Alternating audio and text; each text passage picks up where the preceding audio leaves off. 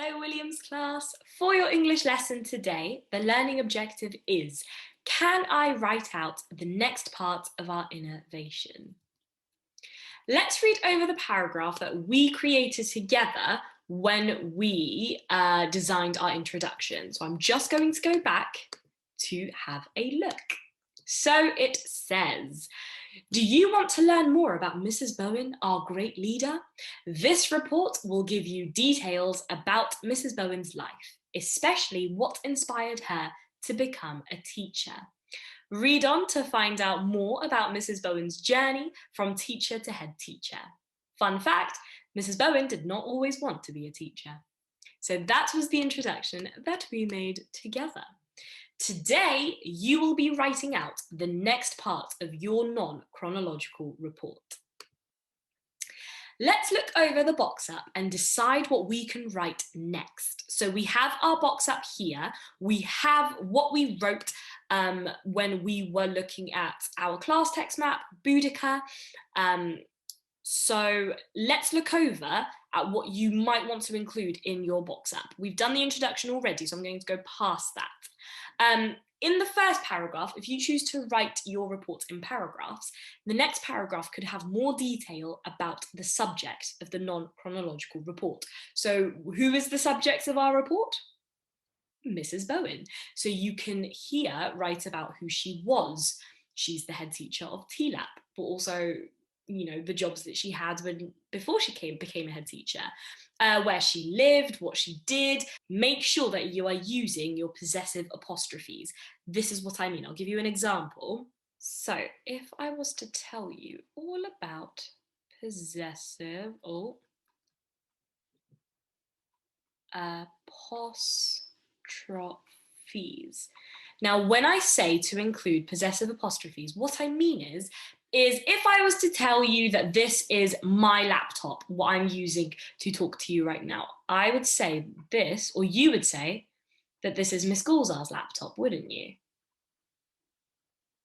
Miss Gulzar's laptop. But I'm missing something there. And what I'm missing is my possessive apostrophe. This apostrophe tells everybody that the laptop is mine. It's Miss Gulzar's laptop. It's a little line, but it makes all the difference, because if you didn't have it, if I was to cross that out, it wouldn't look right to me. I'm looking at it and I'm thinking, oh, something's missing there. So that is what a possessive apostrophe is, and that's what it does as well. What else do we need? Facts and dates, because without that, the person reading your non-chronological report might not believe what you have to say, and that would be a great shame. You can also then, in your next section of your non-chronological report, include details about what she looked like, using lots and lots of descriptive language. So what sorts of descriptive language have we looked at since the very beginning of year 4? We've looked at adjectives. We've looked at, shall I write these down so we can have a quick note of these? So descriptive language, we've got adjectives. What else have we got? Adverbs. I'm just making a list there. We've got adverbs, we've got verbs, we've got similes, we've got metaphors, we've got, what else do we have as descriptive language? Let me think. There must be something missing. You've got conjunctions, just like that. We have connectives. And you've got your sentence starters as well. You don't want to be starting every single sentence in exactly the same way. So make sure that your sentence starters are very nice and broad. That means you're using lots of different ones. So descriptive language like that is what we are looking for in our non-chronological report. You can describe the type of person that she was and continues to be. In your next section, you can talk about a topic sentence that links to the sentences beforehand. So for example, if in the section before this one you've talked about her life, you could then include a sentence that says something along the lines of, now that we've looked at Mrs. Bowen's life, let's look at what she does now. Something like that, just to link the sections in a nice way. making sure you're including your conjunctions. Fronted adverbials, that's one descriptive device that I forgot to write in our list. Schools up. But fronted adverbials is a really good way of making your writing interesting and interesting vocabulary. So rather than me saying, and then Mrs. Bowen did this, and then Mrs. Bowen said that, and then this happened. Use interesting vocabulary, make sure that you're using a wide range of conjunctions, and then Mrs. Bowen did this. Following that, she said that. Last but not least, she did this. It makes it a lot more interesting and a lot more fun to read, I think you'll find. Then in your next section, you can link to your introduction. You should briefly mention what was read, use interesting vocabulary again, and then you are bringing your report to a close. You're concluding it. In your conclusion, include fun facts, include quick facts. Now remember, to have quick facts, you need to have short, snappy sentences. So I'm just going to write that as a reminder. I'll use a different colored pen. For your quick facts, short and snappy sentences.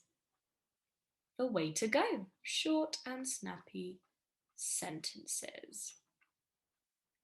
Okay, then you have interesting information, you have short bits of information as well. And those short bits of information are going to be written in short and snappy sentences, if you would like to, just a suggestion. I just find that short and snappy sentences, you don't have to make every single sentence as short as you can, but some of them do then make the reader want to continue reading because it's not just line after line of a long sentence after long sentence. It's, again, bringing with your writing, it's bringing to your writing that variety, that sort of, oh, sometimes there'll be a short sentence here, I'm going to add a longer sentence there. It's just the variety that we're looking for. And then lastly, your last final section of your box up is the section for vocabulary words. So when we were looking at Boudica, we found leader, exemplified, rebellion, brave, fierce as vocabulary words to describe Boudica. And if you remember the sorts of words that would describe Mrs. Bowen, you would think of words like leader, you would do words like honest, you could do funny, because I know that Mrs. Bowen is very funny. You could do lots of different verbs, lots of different adjectives rather, not verbs. Lots of different adjectives can be used to describe Mrs. Bowen, and nouns as well, because leader is a noun. So have a little think and rethink, and just try to remember all that you wrote when you were talking about Mrs. Bowen in your box app. So don't forget to refer back to your toolkits about what goes into your non-chronological report. So remember our text map for Boudica. In terms of your toolkit, we included these features. I'll just move out of the way so you can see the toolkit nice and clearly. You've got title, you've got paragraphs, subheadings, diagram, or illustration as it's known, which is a picture with some sort of labels on it, writing your report in the past tense because it is a historical, non-chronological report. You're writing about something that's already happened, so it will be in the past tense, including historical facts, including pronouns, and including conjunctions that combine more than one idea. Now, things to remember when you are writing paragraphs. Number one, all the sentences within a paragraph should be about the same person, place, time, or topic. It shouldn't be something that has nothing to do with what you are writing about. It shouldn't, when you read it, you shouldn't think, what's that doing there? So make sure when you do finish writing a paragraph, read over it. Make sure that you haven't made that mistake. If you have, there's nothing wrong with it. You can always correct it, but it's better to just check earlier rather than later, sooner rather than later. It's always a good idea to check sooner rather than later, just so you don't have to do lots of rubbing out and corrections in the end. Number two, when the person, place, time, or topic changes, you should start a new paragraph. So if you have started a paragraph about Mrs. Bowen's childhood and you want to write about her life as a teacher, don't write it in the same paragraph. Just start a new paragraph, write a nice subheading to show us that you've, or the reader, whoever's reading it, to show them that you have started a new idea. So they know that if they read that section, it won't be about her childhood anymore. It's going to be about her life as a teacher. And then last but not least, number 3, every new paragraph should start on a new line. So the paragraph about Mrs. Bowen's life as a teacher should not be anywhere near or on the same line as the paragraph about her childhood. It should start on a new line. I leave a line between my paragraphs just to separate it even further. You can choose to do the same.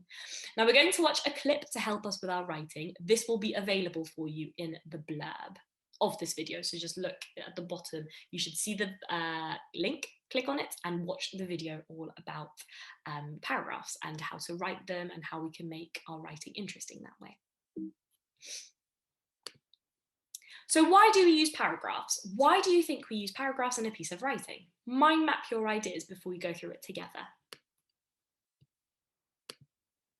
So, paragraphs are used to explain or describe an idea in detail, to group ideas together, to make the text easier to read, to organize what is being explained in a text, and to show the author that we have changed the time, the place, or the argument. So we're starting a new paragraph. Now, an argument doesn't mean a fight of some sort. It just means the point that you're trying to make. Now that you've changed that, you're going to then change the paragraph. You're going to write a new paragraph or start a new paragraph and on a new line, of course, as well. So we're going to work through the next few paragraphs together. So now that we've looked at our box up, hopefully that should give you some ideas of what to write as a continuation to your introduction that you wrote yesterday. And this brings us nicely onto our tasks. So task number 1 is to write down the subheadings that you are going to be using in your writing. So just on your piece of paper underneath, maybe not underneath your introduction, maybe do this on another piece of paper. Write down the subheadings that you want to use. So if you're going to write about her childhood, life as a teacher, and what else could you write about? Fun facts, make sure that you write those subheadings. So then when you do write the report, which is your task 2, you'll know exactly what you want to write about. So as I said, once you've written the subheadings, task number 2 is to write out the rest of the non-chronological report. Look back at your box up to see the order or just to see what you want to include. Now remember, a non-chronological report, I've mentioned order, but a non-chronological report doesn't need to be in order. So you could choose to write it in whatever order, but the box up will help you to see everything that you need to include.